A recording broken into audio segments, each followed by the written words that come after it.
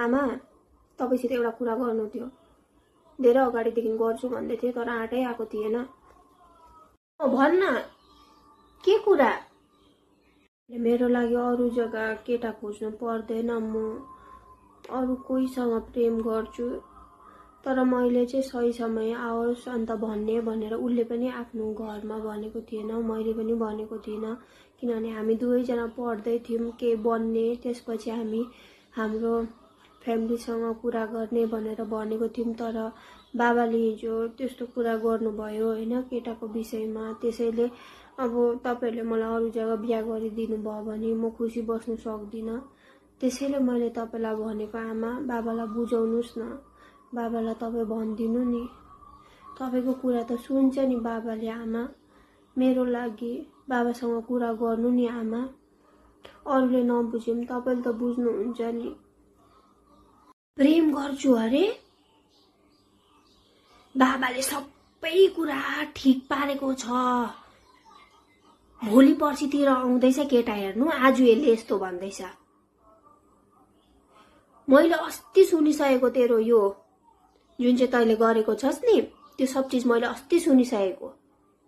तेरै साथीको आमाले भनेको मलाई, साथीले घरमा गएर सबै सुनाउँछ अरे। त्यो केटा न जात मिल्ने न हैसियतै मिल्ने, त्योसित तँ बिहा गरेर खुसी बस्छस्। कुल खानदान हेर्नु पर्छ छोरी, कुल खान हो म के जात हो म जान्दिनँ त्यो सब चीज। उसले मलाई सम्मान गर्छ, म उसलाई सम्मान गर्छु। एउटा सम्बन्धमा सबैभन्दा ठुलो एकअर्कालाई गर्ने इज्जत हो। धन भन्ने चीज त हामी मिलेर कमाइहाल्छौँ नि। आज छ भोलि छैन धन भन्ने चीज त।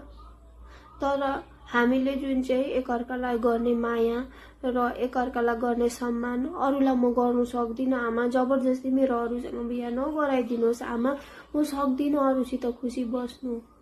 यो कुरा मलाई चाहिँ भनिस्, कसैलाई भन्लास्। यो कुरा मैले आइन्दा तेरो मुखदेखि सुने भने याद राख, पैसा मिलेर कमाउँछु अरे। आम्मामामामा कति गर्छस्? हेरेको छस् कुन दिन गएर त्यसको घर?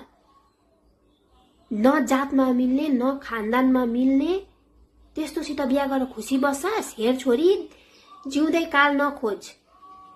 आमा बाउले गरेको चिज जस्तै पनि राम्रो हुन्छ। आमा बाउले जे बाटो लगाउँछ त्यही बाटो रोज्नुपर्छ छोरीको जात भएर। आज चाहिँ यो कुरा गरिस् मेरो अगाडि, आजदेखि उपरान्त अरूको अगाडि यो कुरा गरिस् भने याद राख कि हामीलाई छाड